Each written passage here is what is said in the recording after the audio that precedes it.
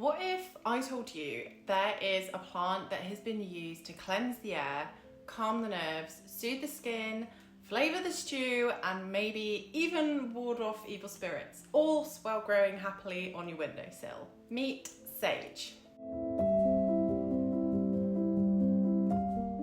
Hello everybody and welcome back to Natural Living. I hope you're all having a wonderful day. Today we are diving into the aromatic world of sage, a herb with so many wonderful roots and connotations in ancient wisdom. So this is obviously known to herbalists as a healer, it's great to cook with, it's a flavour booster, and it has all sorts of lovely folklore and history behind it too. So in this episode, we're going to wander through the folklore, the rituals associated with it. We're going to look into the science behind it as well, because I want to know why this works. Why is this herb so special? We're going to look at the many varieties of sage there are, how easy it is for you guys to grow at home if that's something you want to do. And of course, I'm going to share some really simple and easy ways that you can use sage in your own herbal recipes at home.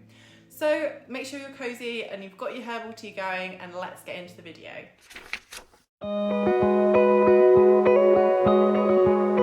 So chapter 1, we're starting off with history and folklore that is associated with sage. Its Latin name, Salvia officinalis, comes from the word salve, meaning to heal or to save, which tells you just how revered this plant was by ancient herbalists. So the ancient Romans believed that sage could extend your life and enhance your memory as well. They even had elaborate rituals for harvesting it, including offerings to the gods and using special knives that were made from silver. The ancient Greeks praised it for strengthening your mind, and in traditional Chinese medicine, sage was valued for cooling heat in the body and for calming any anxieties. During the Middle Ages, sage became a staple in monastery gardens and was considered to be one of the 4 sacred herbs, alongside parsley, rosemary, and thyme. It was used in absolutely everything from plague remedies to protective amulets.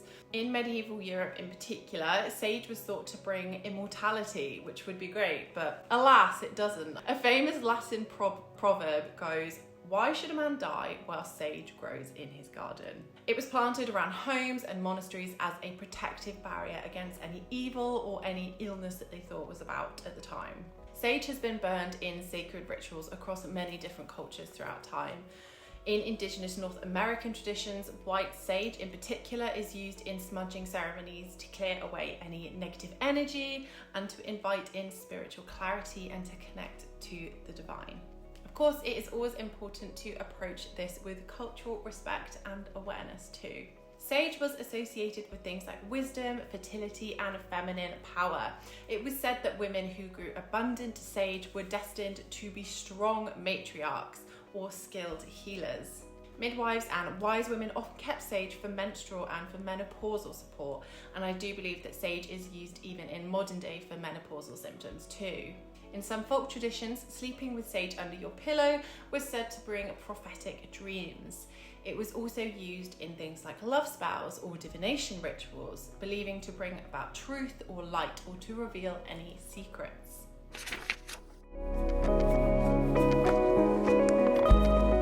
So chapter 2, this is the sciencey bit behind sage. So sage is packed with beneficial compounds like rosmarinic acid, cyanol, and thujone, which give it antimicrobial, anti-inflammatory, and antioxidant properties.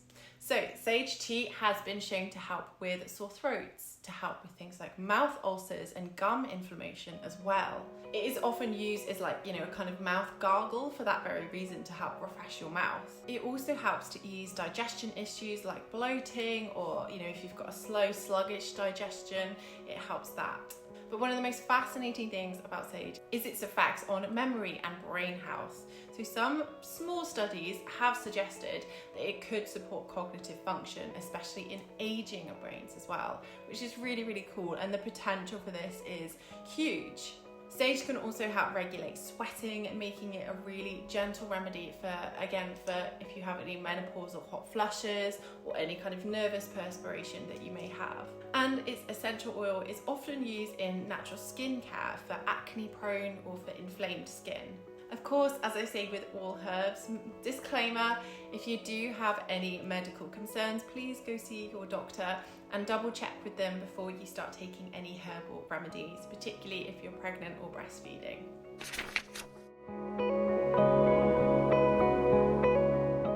So chapter 3, varieties of sage and some growing tips for you.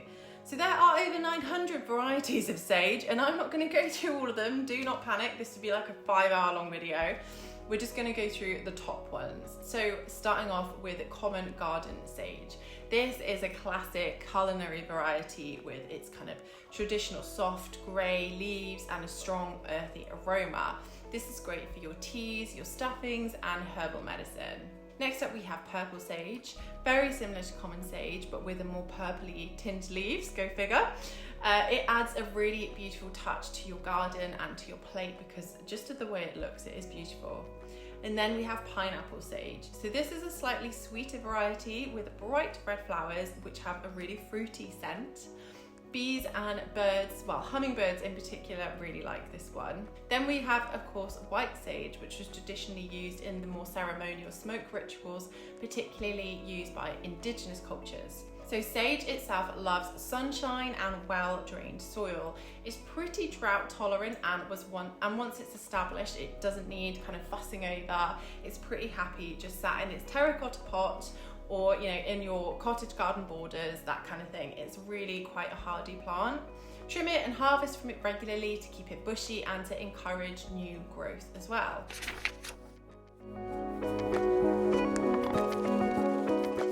So chapter 4, how do we actually use sage in herbalism? Here are some practical, simple, easy recipes that you can use for, sage in your kitchen. Simple.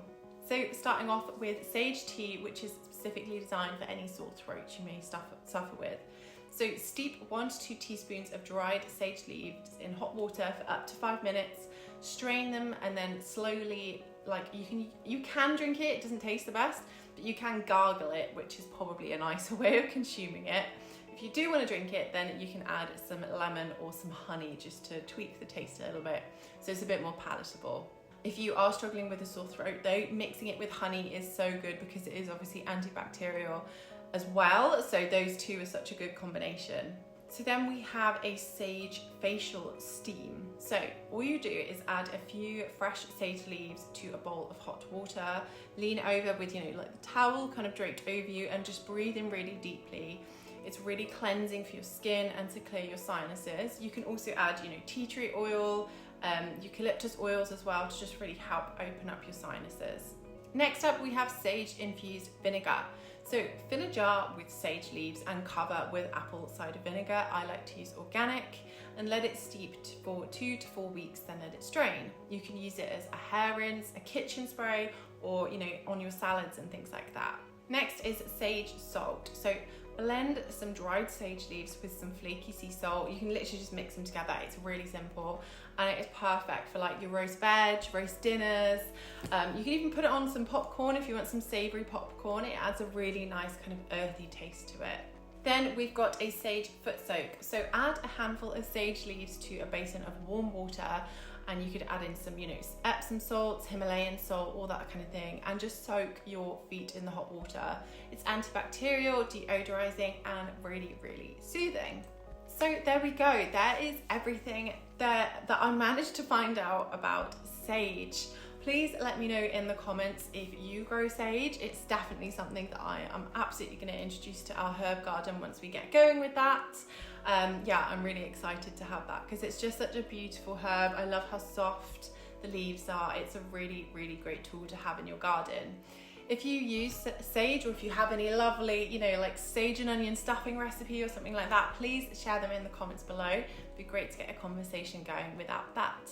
If there are any herbs in particular you want me to look into next, then again, please let me know. I would be more than happy to oblige. If you did enjoy this video, please don't forget to give it a like and subscribe to my channel, Natural Living, for more weekly natural content coming your way. I hope you have a lovely rest of your day. Stay happy and blessed be.